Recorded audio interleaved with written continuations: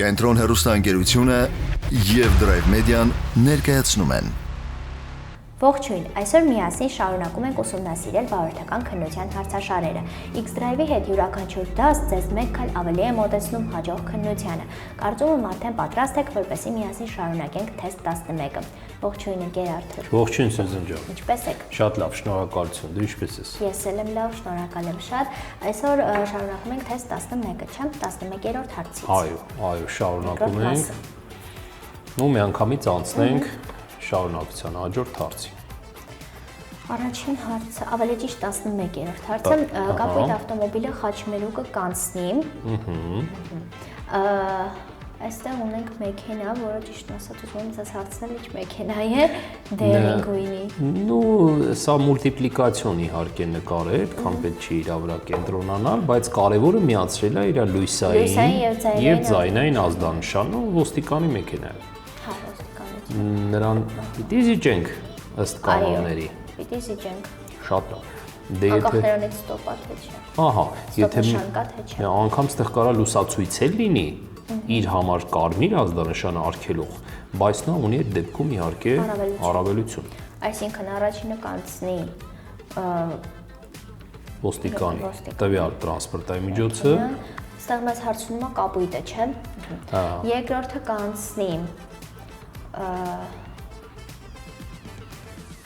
կանաչը։ Ճիշտ ես։ Երրորդը կանցնի կապույտը։ Ինչի կապույտը։ Կանաչը ճիշտ ես։ Չէ, կապույտի կարմիրի մոտ գլխավորի նշան կա։ Այո, կարմիրն էլ է գլխավորում։ Սև հազգծերին որ հետևես, կհասկանաս, որ թե կանաչը, թե կարմիրը մուտք են գործում խաչմերուկ գլխավոր։ Կարմիրը վերջինը կապույտը։ Ահա, կապույտը ստացվեց, որ կանցնի ամենավերջում, բաց թողելով լույսային ձայնային ազդանշան միացրած տրանսպորտային միջոցին եւ բաց թողնելով գլխավորից օգտվողներին։ Կապույտը անցնելու է ամենավերջում։ Մյուսն ենք նայում։ Քարշակման ժամանակ վթարային լուսային ազդանշանի բացակայության կամ անսարքության դեպքում վթարային կանգառ նշանը տեղադրվում է քարշակվող տրանսպորտային միջոցի հետևի մասում, քարշակվող տրանսպորտային միջոցի առջևի մասում, վարորդի հայեցողությամբ տրանսպորտային միջոցներից մեկի վրա տեսանելի տեղում։ Վթարային կանգառ նշանը եռանկյունի եզրերը կարմիր, մեջը տենց ազատ, բաց, դատարկ այդ նշանն է, որ բոլոր մեխանիկական տրանսպորտային միջոցները բացի երկուականի մոտոցիկլից բոլորը պիտի ունենան, որ վթարի դեպքում բացեն, գետնի վրա տեղադրեն։ Բայց քարշարկման դեպքում, երբ որ մեկը մյուսին կապում է քարշարկի, ուրեմն պետք է տվյալ նշանը տեղադրել քարշարկվողի հետն է մասում, հետևի մասում, որպեսզի հետևից մոտեցողը տեսնի եւ հասկանա, որ վթարայինի տակ է գտնվում։ Լավ, ուրեմն քարշարկվող, այդ էս քարշարկվող տրանսպորտային միջոցի հետևի մասում է տեղադրվում, հետնամասում։ Մի փոքր, արի փոքրացնենք։ Նկարը մեծ է իհարկե։ Ինչ է ցույց տալիս այս գծանշումը։ Հետիոտնային անցում այնտեղ, որտեղ հեծանվային արահետը հատում է ճանապարհի երթևեկելի մասը եւ անասուններ քշելու համար նախատեսված տեղը։ Հետիոտնային անցում չի։ Հետիոտնային անցում չի, քանի որ անցումը այդ տեսքը չունի, այնտեղ երկար, սպիտակ գույնով, սենց իհարկե հնարավոր է հանդիպել նաեւ դեղինով։ Այնտեղը, որտեղ հեծանվային արահետը հատում է ճանապարհի երթևեկելի մասը։ Այո։ Դե անասուններ քշելու համար նախատեսված տեղել չի, որտեղ նման տեղ տենց գոյություն չունի։ Հեծանիվների համար նախատեսված։ Իհարկե, հեծանվային արահետը հատում է ճանապարհի երթևեկելի մաս։ Ուպսի վարորդը նկատի այդ տեղը ու այնտեղ իհարկե հեծանվորդը առավելություն չի ստանա, ուղղակի վարորդին որպես զգուշացում, նախազգուշացնող նշանով երևի կզգուշացնի, որ գիտես ինչ կա քո ճանապարհը 50-ից 100 մետր հետո ենթադրենք հատելու է հեծանվային արահետը, որպեսզի վարորդը լինի ուշադիր, զգուշավոր, վթար տեղի չունենա։ Մյուս հարցը։ Վարորդը որտեղ պետք է կանգնեցնի տրանսպորտային միջոցն այս գծանշման առկայության դեպքում գծանշման մոտ, գծանշման վրա, գծանշումից ոչ պակաս, քան 5 մետր հեռավորության վրա։ Հիշում ենք այս գծանշումը։ Զիջելու տեղն է ցույց տալիս, թե որտեղ զիջես ճանապարհը։ Բացի ճանապարհային նշանը, որ պիտի զիջես գետնի վրա, ներկվում ասենց եռանկյունիներով որպես գծանշում սահմանացույց տալիս, որ դու կանգնես, զիջես ճանապարհը, որտեղ գծանշման մոտ, չնշենք վրա կամ 5 մետր հեռավորության վրա կամ անցնելուց 5 մետր հետո նշում ենք գծանշման մոտ։ Դա միշտ եւ միշտ, եթե քեզ կհանդիպի գծանշում, դու կնշես, որ պիտի զիջես գծանշման մոտ կանգ առնելով։ Եթե չի լինի գծանշումը, նոր արդեն ճանապարհի նշանի առջև է կանգնելու զիջել համար։ Ինչ է նշանակում այս գծանշումը։ Ահա։ Ընդհանուր օգտագործման տրանսպորտային միջոցների համար նախատեսված երթևեկության գոտի, հատուկ նշանակության, ավտոմոբիլների համար նախատեսված երթևեկության գոտի, ցույց է տալիս երթևեկության այն գոտիների սահմանները, որտեղ իրականացվում է դարձափոխային կարգավորում։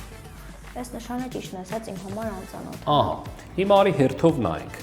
Գծանշումը դա գետնի վրայի ներկված արված գծանշումն է։ Տես, ընդհանուր օգտագործման տրանսպորտային միջոցի համար նախատեսված գոտին սա չի լինի, ինչի, որտեվ եթե ընդհանուրի համար նախատեսված գոտի ալի գետնի վրա, ասենց որպես սիմվոլ նմանացված, ասենց ռուսերեն ատառի նման, մի հատ մեծ ասենց գծանշում է։ Դա է իր համար նախատեսված գոտի։ Ինչ վերաբերում է երկրորդ պատասխանին, հատուկ նշանակության ավտոմոբիլների համար նախատեսված գոտի, նման գոտի էլ մենք չունենք, նման բան գոյություն չունի, այսինքն հատուկ նախատեսված տրանսպորտային միջոցի համար գոտի չկա այդպիսի բան, որ գծանշումն էլ ունենա այս տեսքը։ Սա դարձափոխային գոտին է, որն է դարձափոխայինը, որ նույն գոտիով, նույն շարքով, օրվա տարբեր ժամերի հոսքի ուղղությունը կարա փոխվի հակառակի։ Պատկերացրու տվյալ պահին քեզ է թույլ տալիս մուտք գործես այդ գոտիով երթևեկես, հնարավոր է 5 րոպե հետո կամ 1 ժամ հետո քեզ ասի դուրս արի, ես մուտք գործեմ հանդիպակաց ուղղությամբ այդ նույն գոտիով երթևեկել։ Ու կարգավորվում է ինքը լուսացույցերի օգնությամբ։ Լուսացույցերը տվյալ գոտու վերևից կախված են լինում եւ ցույց են տալիս կարելի է մուտք գործել այդ գոտի, թե ոչ։ Լուսացի ազդանշաններն դե իհարկե կանաչը թույլատրելն է, կարմիրը արգելող։ Գծանշման այսպես տեսք է ունենում տվյալ գոտին։ Կրկնակի հոծ գծերի ընդհատված կտրտված տարբերակը խոսում է դարձափոխային գոտու մասին։ Հասկացա։ 3 գոտի ունեցող երկկողմ երթևեկությամբ ճանապարհի վրա ձեզ անհրաժեշտ է կատարել ձախ շրջադարձ, որ գոտուց կկատարեք տվյալ մանևրը՝ աջ գոտուց, միջին գոտուց, աջ կամ միջին գոտուց, միջին գոտուց, եթե զբաղեցված է աջ գոտին։ Այստեղ հարցը պետք է նորից հասկանալ։ Մտքով այդ ճանապարհի գծագիրը միասին գոտի ունեցող ապրես երկկողմ երթևեկությամբ երկկողմանի, բայց 3 գոտի ընդհանրապես։ Ամբողջ ճանապարհն ունի 3 գոտի։ Հա, ամբողջ երկուսը իրար 3 գոտի։ Այո, երկու ուղղությամբ 3։ Ձեզ անհրաժեշտ է կատարել, բայց հանդիպակացը քանի գոտի ունի, 2 թե 1 է։ Նայ, ամբողջ ճանապարհն է 3։ Հա։ Ու երկկողմանի։ Այնտեղ մնում է մի հատ գոտի, միջին գոտի։ Որ գոտի։ Պատկերացրի։ Միջին գոտուց։ Կարող է գրատախտակի վրա նկարեմ։ Հա, նկարել ավելի բարձր լինի։ Հենց կարծիքով ավելի լավ կլինի։ Փորձենք։ Էս։ Հիմա նկարում ենք 3 գոտի ունեցող ճանապարհ ու երկկողմանի երթևեկություն։ 1 2 Այսօր ստացվեց մեր երրորդը։ Ամբողջ ճանապարհը եռագոտի է, 3 գոտի գոյություն ունի եւ երկկողմանի։ Այսինքն աջ եզրայինով այս ուղղությամբ, այն մյուս կողմից նույն ինքը աջ եզրային գոտին էս ուղղությամբ։ Մեջտեղի գոտին դա միջին շարքն է, դա միջին գոտին է։ Այ միջին գոտիով երթևեկելու իրավունք չի տալիս։ Թույլ է տալիս միջին գոտին օգտագործել մուտք գործել, ինչ նպատակով՝ շրջանցելու, վազանցելու, ձախ շրջադարձ եւ քո ասած հետադարձ կատարել։ Այսինքն միջին գոտուց կկատարենք։ Ապրես։ Նորից մի հատ կարծանք 3 գոտի ունեցող եկեղեցու ճանապարհում ձեզ անհրաժեշտ է ձախ շրջադարձ կատարել։ Դու պիտի մուտք գործես միջին գոտի, նոր ձախ շրջադարձ կամ հետադարձ կատարես, եթե դրա կարիքը կա։ Ճիշտ է, այս հարցի հետ կապ չունի, բայց ես եմ հարցնում։ Հնարավոր է հետո հանդիպի մեզ նման հարց։ Իսկ այս լրիվ նույն պայմանների դեպքում ձախ եզրային գոտի մուտք գործելը դու ասա։ Կարգելվի, դա լրիվ հանդիպակաց ուղղություն։ Հասկացա՞նք։ Հասկացա։ Միջին գոտուց, շատ ճիշտ։ Նշեցինք միջին գոտի։ Հաջորդը Թույլատրվում է արդյոք կարմիր ավտոմոբիլի վարորդին երթևեկել տրամվայի գծերով։ Ոչ է։ Շատ շատերը, կարելի ասել բոլորը նշում են ոչ, բայց այս դեպքում կարելի է, որ դեպքի մասին է խոսքը, եթե դու չունես գոտի, ճանապարհային նշաններով գոտի չունես, ուրեմն իրավունք ունես տրամվայի գծերի վրայով երթևեկելու, անգամ ձախ շրջադարձն ու հետադարձը կկատարես տրամվայի գծերի վրայից բարձրանալ կանգնելով, ինչու՞։ Հիշես օրենքից մի այսպիսի բան, եթե գծանշում արված չի, ճանապարհը գծանշված չի, մենք մտքով այդ ճանապարհը պետք է բաժանենք, կիսենք երկու մասի, օրենքում դուրս չգանք, նա հանդիպակացություն։ Հիմա եթե մենք ստեղ մտքով ճանապարհը կիսենք, բաժանենք երկու մասի, ստացվում է, որ տրամվայի գծերը գտնվում են ձախ եզրային գոտում, այսինքն մենք մեղավոր ենք, որ տրամվայի գծերն ընկել են մեր գոտու մեջ։ Ոչ, այսինքն մենք մեր ձախ եզրային գոտիով իրավունք ունենք երթևեկելու։ Հա, հասկացա։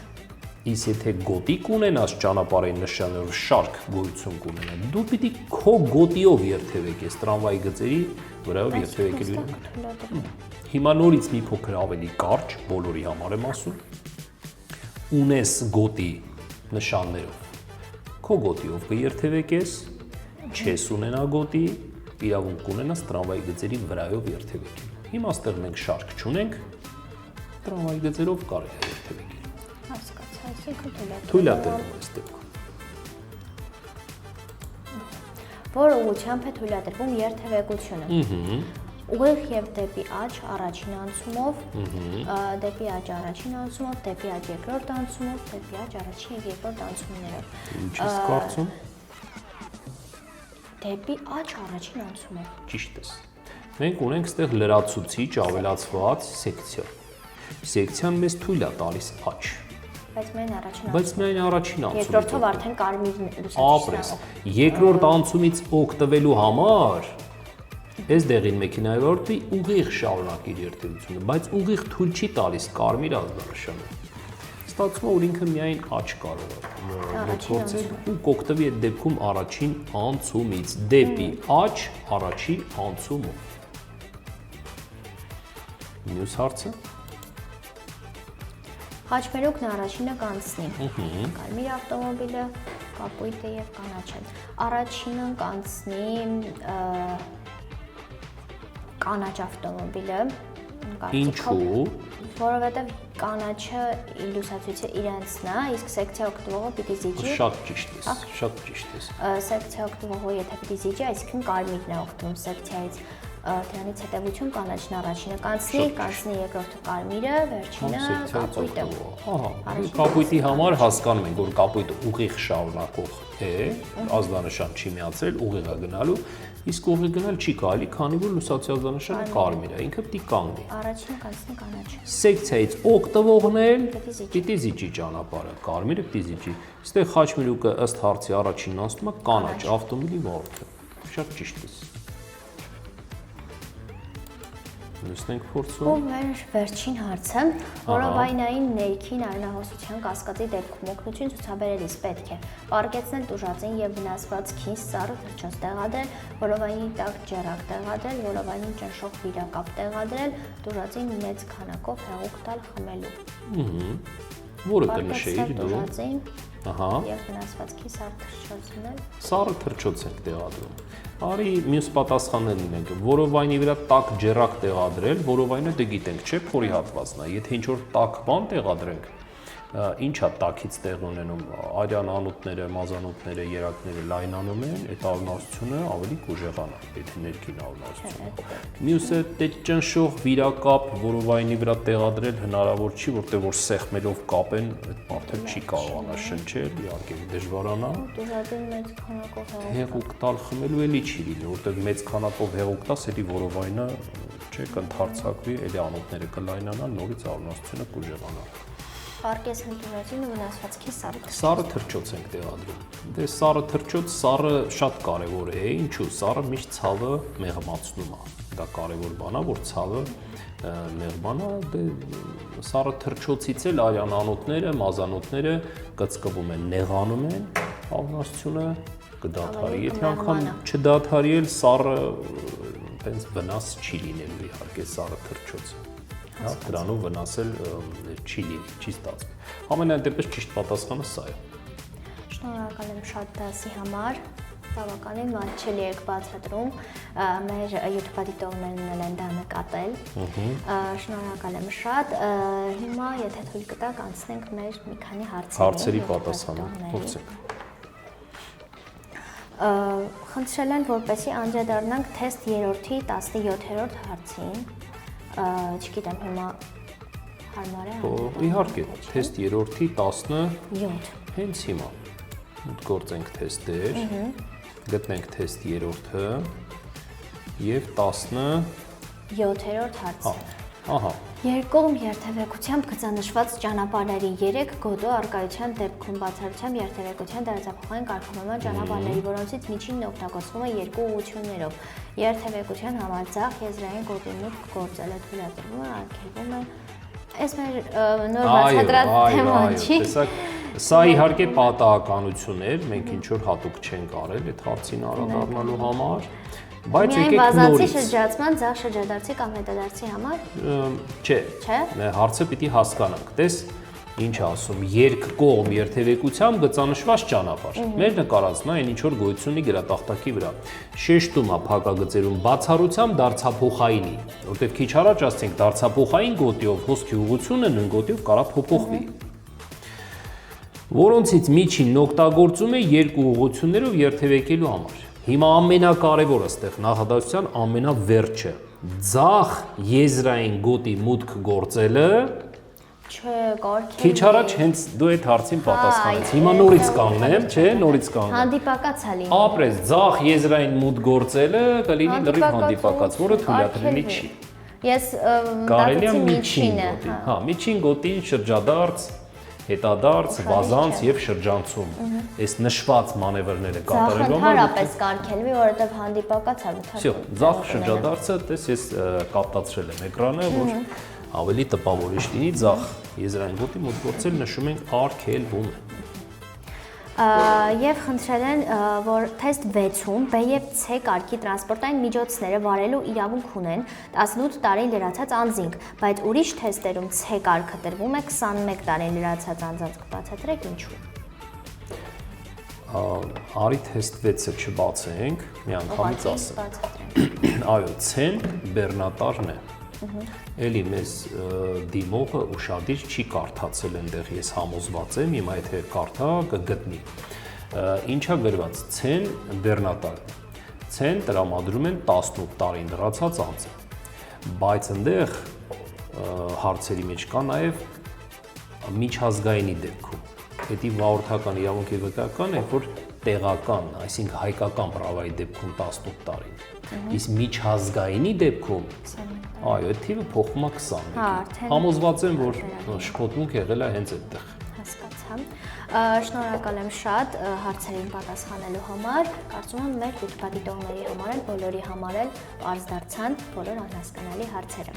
Կհանդիպենք արդեն մյուս դասին նոր թեստին կանդրադառնանք, բացատրենք, մանրամասնենք։ Շնորհակալ եմ շատ։ Շնորհակալ եմ։ Դե ինչ, կարծում եմ բարելավեցին ձեր գիտելիքները մեր հաղորդման շրջանակներում։ Կհանդիպենք արդեն հաջորդ շաբաթ օրը նույն ժամին Կենտրոն TV-ի եթերում։ Իսկ դուք չմոռանաք հետևել մեզ մեր հետագա հաղորդումները բաց չթողնելու համար։